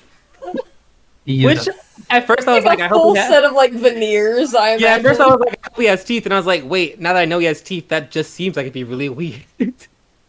It's me, Tidbit. Hey guys, It's his grill. clattering teeth with feet. It's Tidbit. He's like, I'm a frog, but I'm mostly just teeth. Love that. That's so. Well, now I'm wondering, do you have toenails? Oh my god, Huh. they're like No, not rolling for that one. like a little web. They would have. I don't want to think about it. Anatomy's weird. But as you all have your beautiful anatomical explorative quandaries this here breakfast, this last segment. Oh wait, I have a picture for you all. You all head outside. There is an image. It is this one. As we make it to the side of a mountain, Oh. the mossy mountains, which means that you have went as far west as you're supposed to go, and now you must travel north as you look for her tree that you don't know where it is. But the mountain was the clue that you set yourself out to, and Ursan said, I know mountains and forests, so I can get us there. And you see the scary cliffs of the mossy mountains. There are pink flowers that grow up above it. It is also known as the Living Mountain for those who are in the know of the Fae. It technically keeps the Court of Summer away from both the Court of Autumn and also the Court of Spring on different ends. But the mountain cuts off the Court of Summer, or the Court of Spring also from the Court of Autumn. So it's physically not connected. There's only one way to get to Summer to Autumn, and that is the bottom route or going water. And to get from Autumn to Spring, you'd have to go water or fly. And everyone who's from the Court of Spring can fly, so it's the air ley line. Like, they're all feather folk. They all just fly in their bitches. They don't also like strangers, which Desiree, Sylvie, and Tidbit would absolutely know that you do not fuck with featherfolk. As much as you don't fuck with the Court of Summer or the Court of Autumn, because the Fogel Mother is kind of like a bitch and like scary, and the tyrant has been there for hundreds of years, like thousands of years, like since allegedly the conception of the Fae. The Court of Spring is the cattiest group of people you will ever meet. The only people they hate more than each other is anyone who's not cool enough to be one of them, and they have no problem telling you that. Even Tidbit knows the wrath of the Featherfolk, because they don't give a flying fuck who the Peace Walker is. They are blessed by they consider themselves as a collective to be blessed by the elemental air ley line and like the air itself, so they consider themselves to be of divinity, like close to that. They have very high expectations of themselves, no pun intended. They do live in the sky, and so you don't go there because you may not come back, and they may not report your ass missing. They send the bare minimum of people that they have to the Sky Defense Academy, and that is it. A lot of their power is consolidated in the Fae, and you know that they send they have a competition every couple of years, and that becomes the person who runs the Court of Spring for the acapella, and the seated member just happens to be a graduating member of the Sky Defense Academy. Yay! The first ever elected Sky Defense Academy Featherfolk, because they don't normally let them compete. But you see the mountains, which is a good and a bad sign. You know to not climb these mountains. You also know that they don't seem very climbable. Besides them being absolutely jagged, they are very, very, very, very, very, very tall and dense mountains. You could spend 9 minutes and 55 seconds like flying up those mountains, and you might still not make it to the top. So it is very, very large. But you also do know that means you get to head north almost ad nauseum to reach your final destination. With that being said, in the last leg of the 16 hours, I will not require you all to do a highlight, but I will ask, is there anyone who has a highlight for that last leg of the journey? If not, then it's okay. But I know that people were working through things. So if there is anyone who wants to do that, feel free to raise your hand and let me know. Perfect. Then as you all spend that time moving, you trudge through that 16 hours of marching. You do not come to a rest, as you normally do the 16 hours of marching, and then you set the temple, and then you kind of rinse repeat. You do your 16. This is the last day, so your last leg ends. Allegedly, you're supposed to end. You should be finding where you are going in this place. I would love a nature, survival, or perception from our two leaders, Andrew and Erica. Got a 23 on a nature check.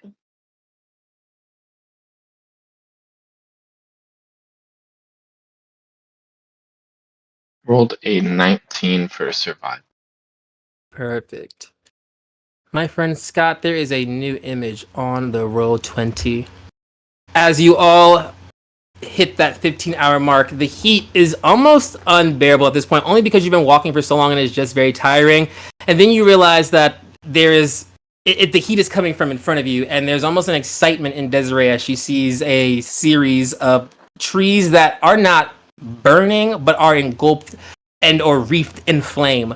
An iconic staple for the entrance to a Elmira druid grove, because you're wildfire druids, obviously. So hot trees is your shit. So you see that. You see the sign of home. I'm assuming everyone moves towards what kind of scary burning bushes if you're not from the burning bushes place. One guy is. Hold on, Desiree. You never said your house was literally in the middle of a fire. I'm sorry if I didn't explicitly say that, but I figured based off of my appearance, you could assume this would be a very hot place. Yeah, I got a condition where, I'll melt. Don't. Well, It's involuntary. Oh. I'm not Oh. sure what kind of other plan I could offer you. I mean, as you continue to melt, I could heal you over and over again until we're done getting the information here that we need. Damn it. If we can get in and out in 2 hours, I can turn you into a little gas cloud. No, it's... it won't last that long. Alright, crap. It can make sure you do not die, though this would not prevent your flesh from melting. Yeah, that's... Okay. Alright, everybody huddle up. Alright, team, circle. So this is a little bit of an oval. Could you guys come in a little bit? Please, I say circle. It does not like shapes and geometry.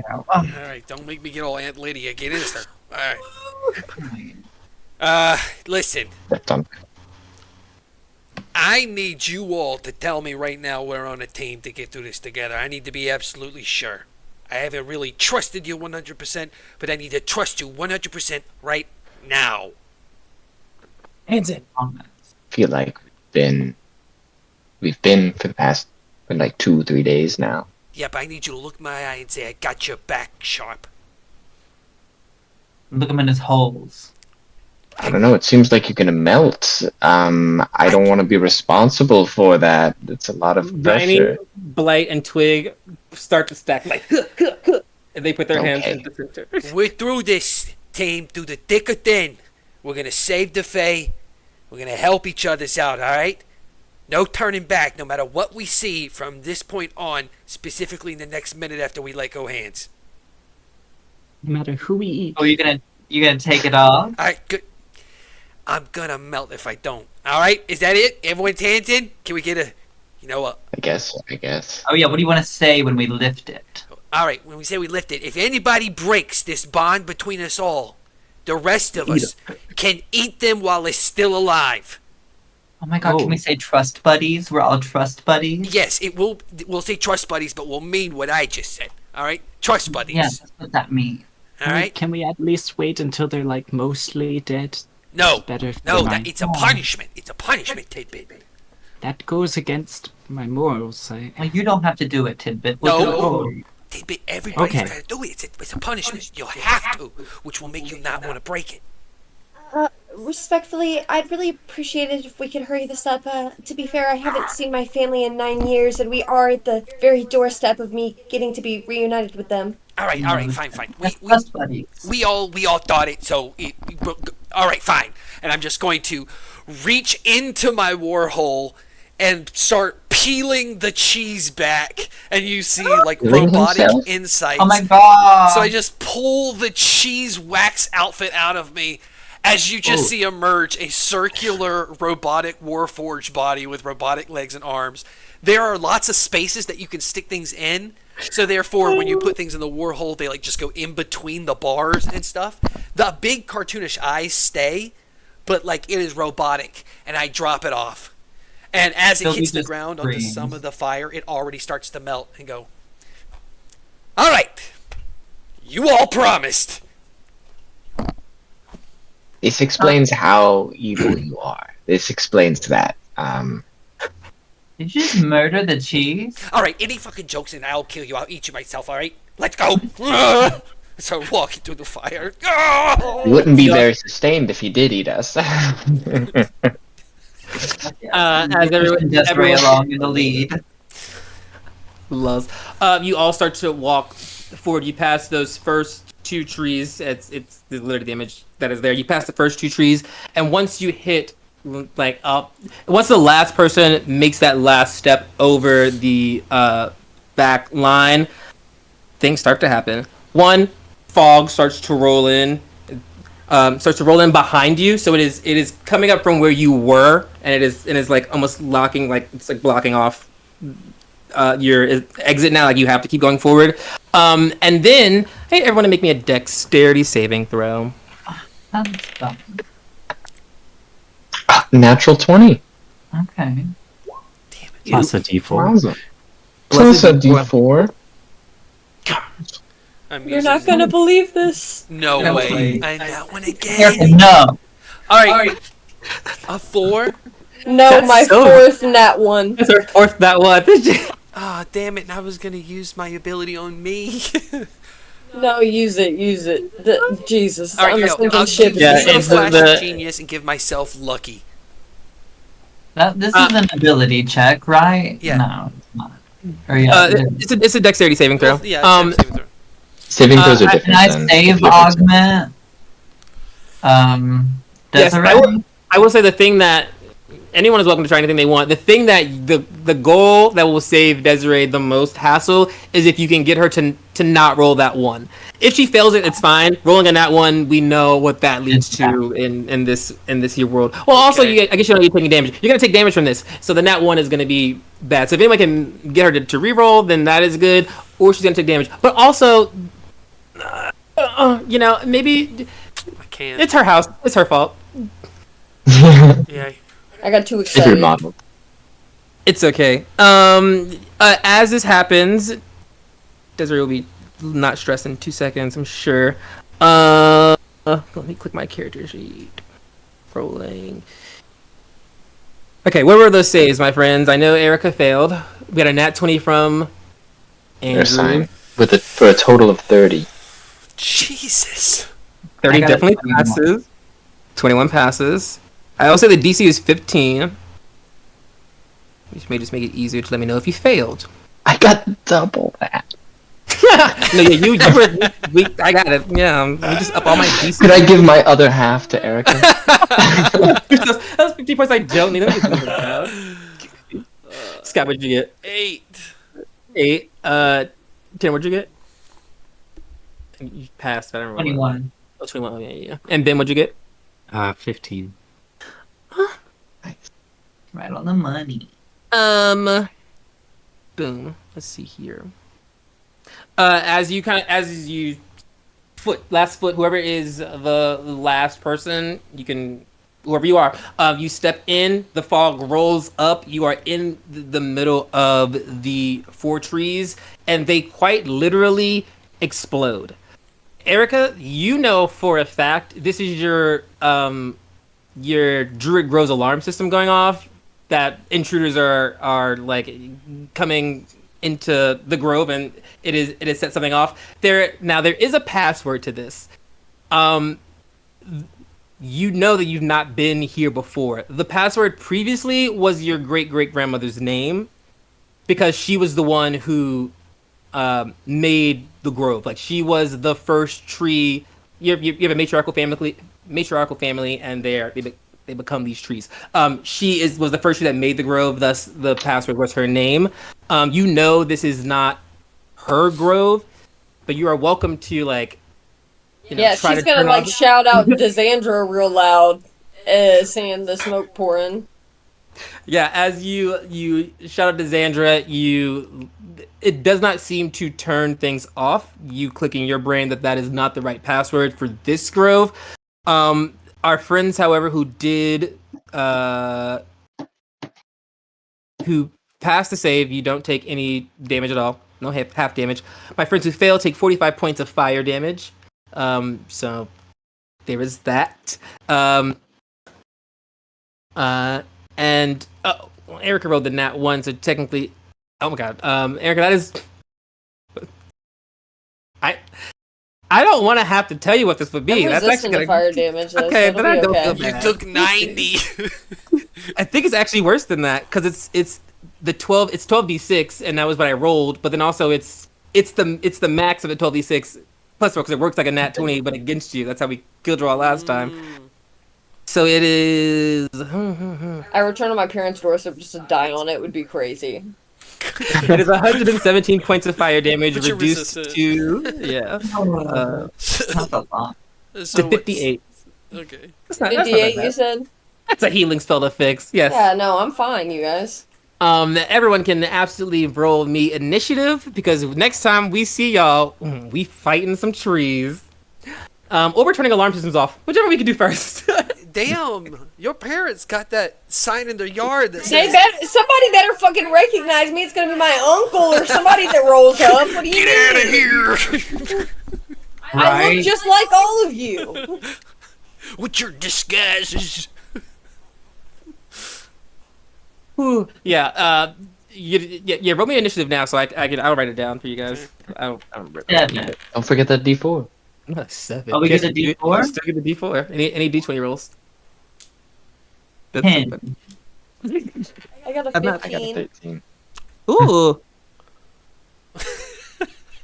Wait, I spelled Sylvie wrong. That's crazy. 2 15s. Can you guys roll me? What's your dexterity modifiers? Desiree and Ursine, my 15s. +1. I have a +3. Ah, Ursine's getting this. 23 Got my love. for Oh my tidbit. god. Okay, 23 casual. Scotty. Just drop some. I rolled a 9. I am calling this episode the natural one because I think it applies to every single character. Obviously, Erica rolls the nat Ooh. 1. Ursine just lives out in the woods, the natural one. I think when you were talking about Sylvie's thought if they weren't an orphan and had the freedom that Ursine had, like they have like a different life. They're the one that's more the natural one with the circumstances they've been given. Obviously, Tidbit thinks he's the one, and I just revealed actual race, the natural one. So I think it works. So thank you, Erica, your contributions for tonight. We love She's also roleplay. amazing. Glad my Sometimes the dice suffering do it was for for you. everyone's advantage. Hey, it's not me this season. Thank God. I'm tired. I can only roll so many 2s and be like, it's a +8, but it's still a fail. All right. Yes, we will find you all next week as we deal with a nasty fire alarm system. There's a one wordplay in there somewhere. Thank you. I'll take the views. That was rude. That was so rude. Negative inspiration for you next time. Love you. I control Auntie. What do you mean? All right, guys. We will see you next week for episode 13. We'll be back. It'll be hot, and we're down a cheese and up a robot. What's gonna come next? Heat metal. That's a good. There's a fun play on words there. Heat metal. It's a hot boy. No. It's okay. I'm done. It's a hot one. 'cause he's purple. Bye.